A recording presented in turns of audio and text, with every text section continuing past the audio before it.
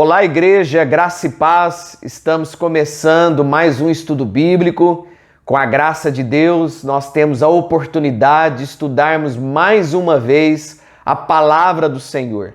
Espero que você e a sua família estejam sendo cercados pela presença de Deus, que a provisão, o cuidado de Deus continue presente sobre a sua casa e sobre a sua vida. É um prazer poder estar com você, adentrar aí na sua casa ou onde você está, nos assistindo, nos acompanhando nesse momento. Nós vamos hoje continuar a série Esperança Viva, essa série que está baseada nas cartas do apóstolo Pedro. Nós temos estudado a primeira carta de Pedro e hoje nós vamos continuar o nosso estudo. E o nosso desejo é que a palavra de Deus abençoe a sua vida, toda a sua família e que você continue sendo fortalecido por aquilo que Deus tem preparado e reservado para a sua vida.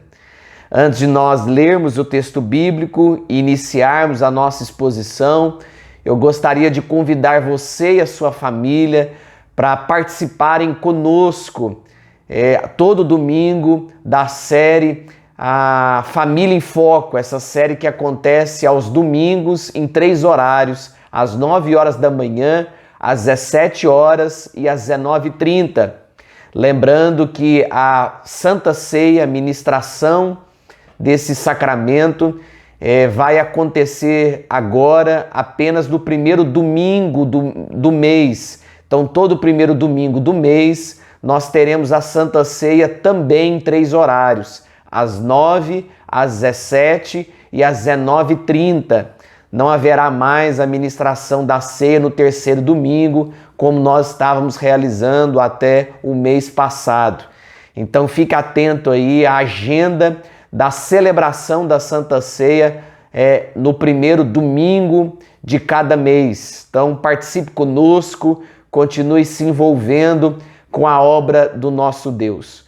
Nós vamos assistir agora, brevemente, a vinheta da série A Família em Foco, essa série que acontece aos domingos, e em seguida eu volto com mais um estudo da série Esperança Viva. Então permaneça aí conosco e em seguida nós retornaremos com o nosso estudo bíblico.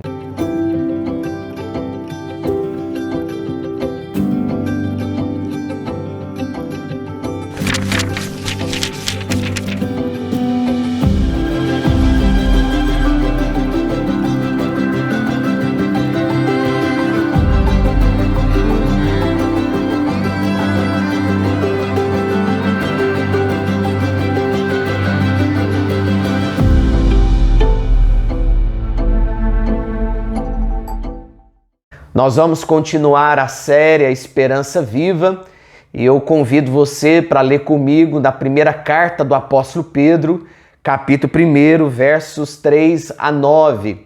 O texto bíblico vai aparecer aí para você no vídeo, para que você acompanhe a leitura comigo, que nos diz assim: Bendito Deus e Pai de nosso Senhor Jesus Cristo, que segundo a sua muita misericórdia, nos regenerou para uma viva esperança, mediante a ressurreição de Jesus Cristo dentre os mortos, para uma herança incorruptível, sem mácula, imarcessível, reservada nos céus para vós outros, que sois guardados pelo poder de Deus, mediante a fé, para a salvação preparada para revelar-se no último tempo.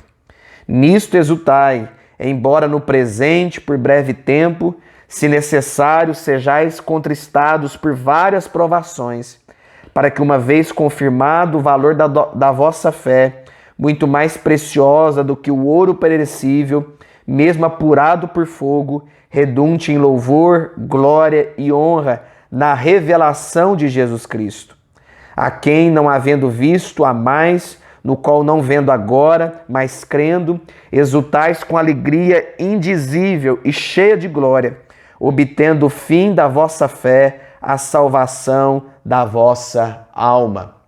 Aqui na primeira carta do apóstolo Pedro, no capítulo 1, nós vemos o apóstolo Pedro falando sobre a importância da salvação em Cristo Jesus. Esta é a maior de todas as esperanças. Nós somos salvos por Jesus. A graça de Cristo Jesus os alcançou. E aqui no verso 5, Pedro nos diz que sois guardados pelo poder de Deus mediante a fé, para a salvação preparada para revelar-se no último tempo. Pedro aqui está nos ensinando que o poder de Deus é a ferramenta de proteção em favor da nossa salvação. Quem guarda a nossa salvação é o próprio Cristo, é o seu poder. É por isso que a salvação não se perde. Ninguém pode destruir essa salvação que nós recebemos da parte de Deus. Essa salvação está sendo protegida pelo próprio poder de Deus. E isso nos traz segurança, isso nos traz alegria em saber que essa salvação, esse presente dado por Deus a nós, está sendo protegido e guardado por Ele. Se a nossa salvação dependesse de nós, dependesse de que eu e você aguardássemos, nós estávamos perdidos. Nós não conseguiríamos guardar, proteger essa salvação. E Pedro diz que essa salvação preparada, ela há de revelar-se no último tempo. Pedro aqui não está falando que nós seremos salvos no futuro, que essa salvação nos será dada lá na frente. Pelo contrário, essa salvação já nos foi dada em Cristo Jesus. Nós já somos salvos. Mas Pedro diz que a sua revelação, ou seja, a vinda de Cristo Jesus, que é o ápice dessa salvação, o cumprimento dessa salvação, vai se cumprir no último tempo. Essa é a nossa alegria, essa é a nossa esperança, saber que o mesmo Jesus que veio, que se tornou homem, habitou entre nós, morreu numa cruz, ressuscitou ao terceiro dia, diz as Escrituras que ele também voltará, ele vai se revelar. Essa é a nossa confiança, é saber que o fim dos tempos não será de forma caótica, não será de forma destruidora, mas o fim dos tempos será a manifestação da presença de Jesus, da sua vinda gloriosa. Nós estamos vivendo aqui hoje, mas com o coração no futuro, com o coração lá na frente, desejosos em poder receber a Jesus Cristo e viver com Ele para todo sempre. Que bênção é saber que o nosso tempo aqui nesse mundo, a nossa vida aqui, ela é transitória, passageira. Nós não estamos aqui para sempre, mas estamos de passagem, pois Cristo Jesus há de revelar-se no último tempo. É importante nós destacarmos que nós já estamos salvos no presente. Nós já somos salvos da culpa do pecado. O pecado não pode mais nos culpar a ponto de paralisar a nossa vida e trazer desconfiança ao nosso coração. Nós estamos sendo salvos do domínio do pecado. O pecado não pode mais dominar a nossa vida, não pode nos escravizar. A santificação é o processo de Deus na nossa vida que nos faz vencer o domínio do pecado. Nós podemos romper algumas atitudes na nossa vida que não glorificam o nome de Deus, que são pecados, que são desobediência a Deus. E nós podemos vencer esses pecados por causa da santificação, por causa do poder do Espírito de Deus na nossa vida. E nós seremos salvos do pecado no futuro, porque nós seremos salvos da presença do pecado. Não tem como nós sermos salvos da presença do pecado antes da segunda vinda de Cristo. Não tem como eu e você ficarmos livres da presença do pecado agora, hoje. O pecado está diante de nós. Nós vivemos no mundo pecaminoso. Nós vivemos no mundo declinado aos prazeres da carne, aos prazeres do mundo. Mas a Bíblia diz que quando Cristo se manifestar, quando Cristo vier de forma gloriosa, e nos resgatar deste mundo terrível e nos transportar para o seu reino celestial, o novo céu e a nova terra, nós seremos livres da presença do pecado. O pecado não mais estará diante de nós. O pecado não vai mais estar em nós. Nós estaremos livres completamente da presença desse mal chamado pecado. E o verso 6, Paulo continua: nisto exultais, embora no presente, por breve tempo, se necessário, sejais contristados por várias provações. Queridos, o convite de Pedro aqui é que nós devemos nos alegrar com a salvação que recebemos de Cristo. A salvação deve ser um motivo de alegria no nosso coração. Nós somos salvos da morte. Nós somos salvos da perdição. Nós somos agora conduzidos aos céus por causa da salvação de Cristo Jesus. Na eternidade não vamos mais sofrer, não teremos mais dores, tristezas, por causa dessa salvação que recebemos de Cristo. E o convite de Pedro é que nós possamos alegrar com essa salvação.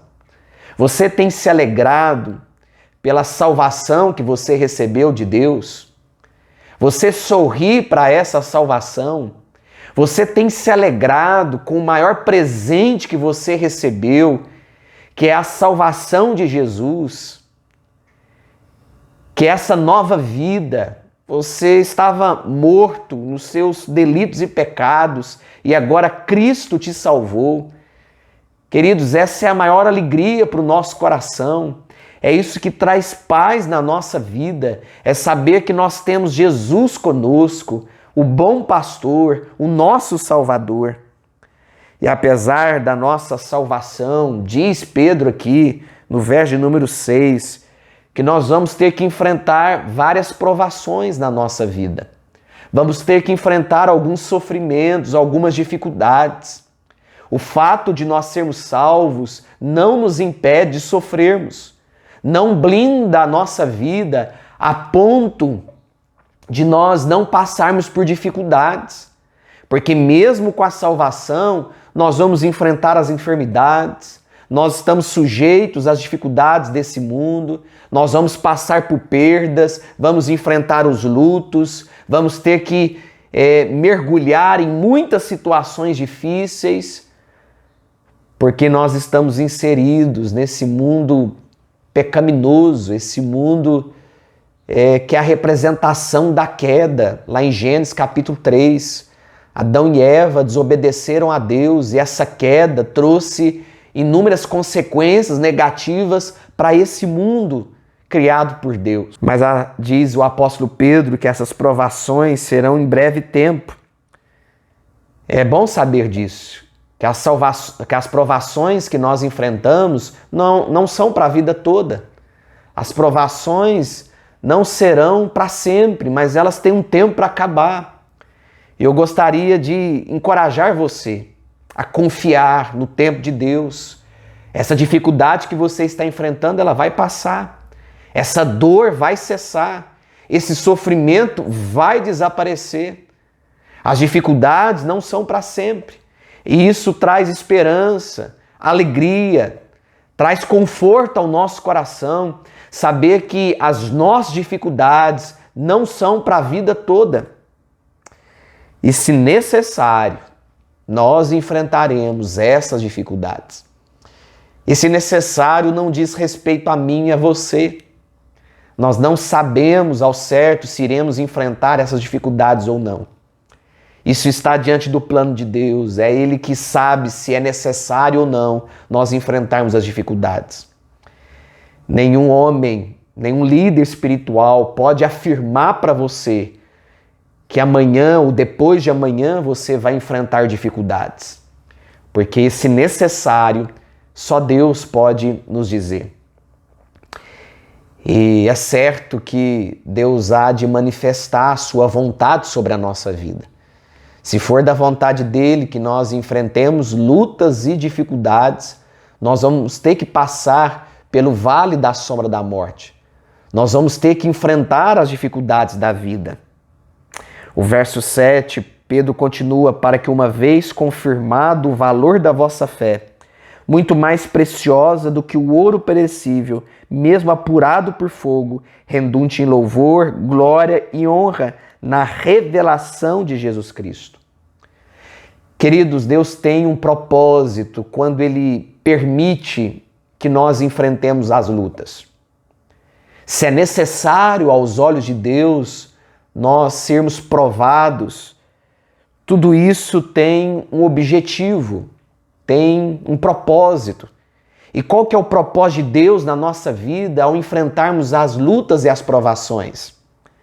A vontade de Deus é nos depurar.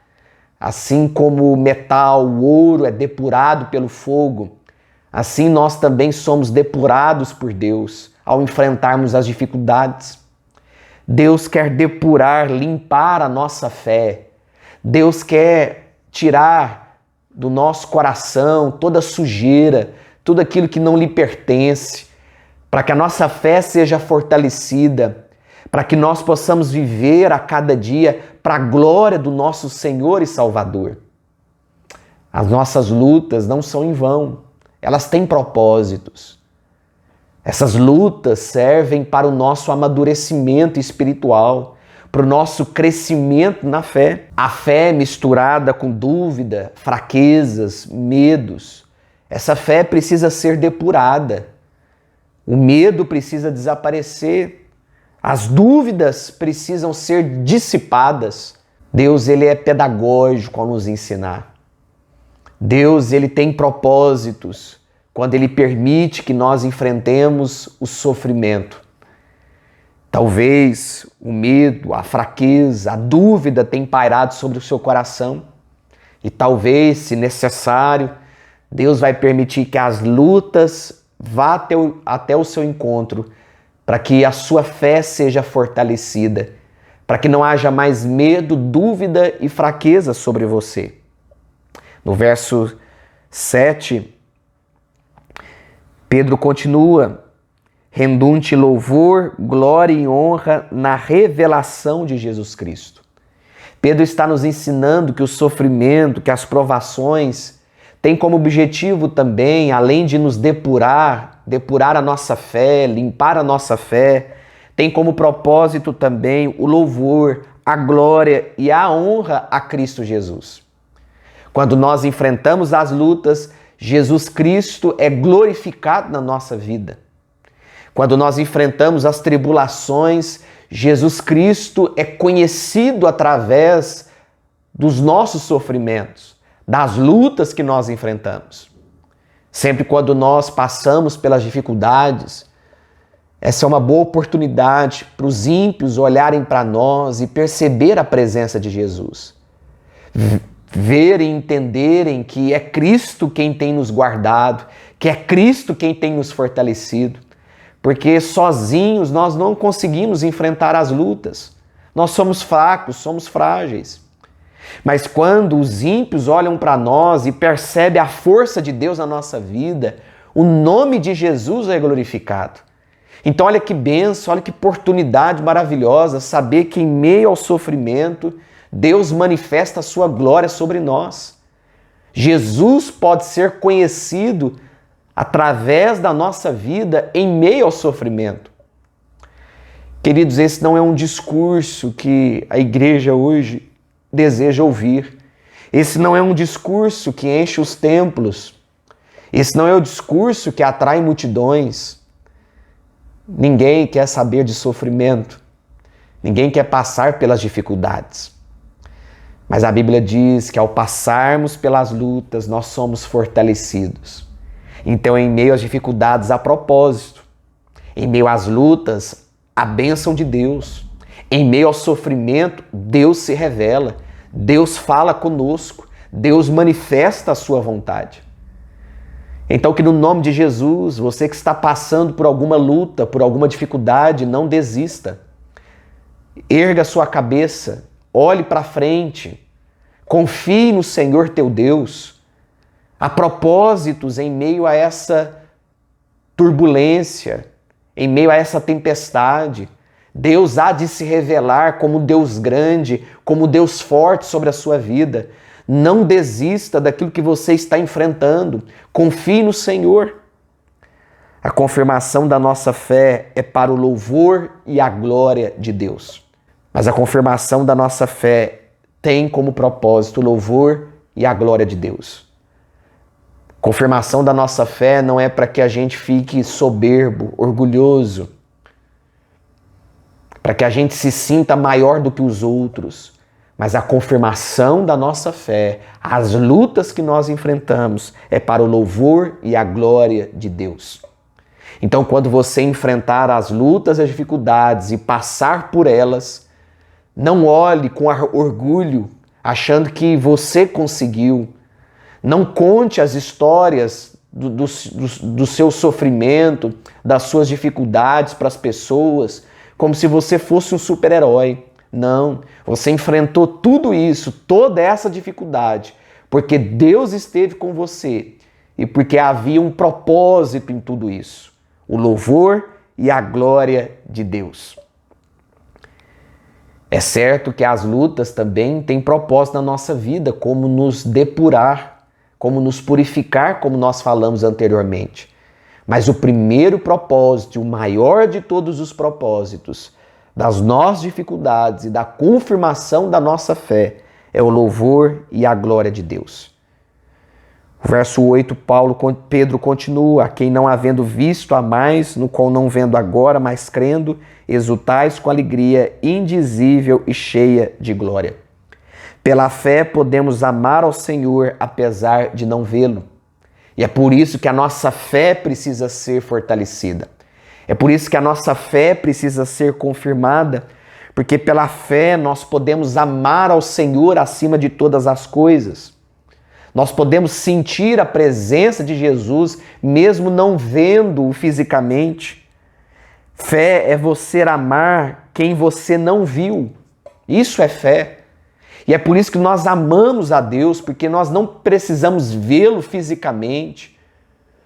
Mas pela fé nós podemos amá-lo, podemos senti-lo, podemos gozar da sua presença. É isso que a fé promove para nós. Esse desejo, esse anseio de amar alguém mesmo não vendo fisicamente com os próprios olhos naturais. Mas é pelos olhos da fé que nós conhecemos, vemos e provamos da presença do Senhor. Pela fé podemos nos alegrar, uma alegria cheia de glória. E essa alegria é a alegria da salvação, é a alegria de uma nova vida, é a alegria de um futuro melhor, é a alegria de uma esperança viva, é a alegria que vem do trono de Deus, que inunda o nosso coração para o louvor da sua glória. Que no nome de Jesus, que você continue se alegrando no Senhor. Que a alegria da salvação continue sendo a sua força. Que a alegria do Senhor continue injetando no seu coração esperança de uma nova vida, a esperança de um novo tempo, a esperança de que em Cristo as lutas, as dificuldades têm propósito, têm sentido, têm valor. Pela fé nós podemos nos alegrar. É por esse motivo e tantos outros que a nossa fé precisa ser depurada. É por esse motivo que a nossa fé precisa ser purificada. Porque a fé produz essa alegria. Essa fé nos faz amar a Deus, mesmo não o vendo. É por isso que as provações vêm na nossa vida. Para confirmar a nossa fé e produzir pureza sobre o nosso coração. Que Deus continue te abençoando, que o Espírito Santo do Senhor continue presente sobre a sua vida e que você continue sendo uma bênção para a glória de Deus onde você está. Que a sua vida seja para o louvor do Pai. E não se esqueça que os seus sofrimentos, que as suas dificuldades é o megafone de Deus para acordar um mundo surdo. Que Deus te abençoe. Que Deus esteja com você hoje e para sempre. Nós estamos encerrando o nosso estudo bíblico de hoje. Na próxima semana nós vamos continuar a partir do verso 9 do capítulo 1 e vamos seguir, se assim Deus permitir, até o último capítulo dessa carta e depois a segunda carta, concluindo essa série de mensagens que tem como propósito ensinar ao nosso coração o que é a viva esperança, essa esperança que nós temos em Cristo. Que Deus abençoe sua vida, lhe dando uma noite abençoada, um tempo de descanso. Nós vamos orar agradecendo a Deus por mais essa oportunidade, por mais esse tempo juntos na presença dEle. Querido Deus, muito obrigado por essa noite. Te agradeço pela vida dos meus irmãos que estão nos assistindo, nos acompanhando. Que o Senhor esteja abençoando a vida de cada um deles. Que haja graça sobre a vida do teu povo, sobre a tua igreja. Continue firmando o nosso coração. E que a nossa vida, ó Deus, continue sendo para o teu louvor e para a tua glória. Usa, ó Pai, as dificuldades, as tribulações na nossa vida para nos amadurecer, para nos levar, ó Deus, ao crescimento que o Senhor tem preparado para cada um de nós. Continue ministrando ao nosso coração. Ó Deus, dê a nós um sono reparador e tranquilo, nos dê um tempo de descanso na Tua presença. E que enquanto nós descansamos, o Senhor renove as nossas forças. É que nós oramos, ó Pai, agradecidos por tudo, em nome de Jesus. Amém. Deus abençoe sua vida, tenha um bom restante de semana e uma noite abençoada, um dia abençoado, ou uma tarde abençoada, ou dependente do horário que você está nos assistindo. Deus te abençoe e até logo.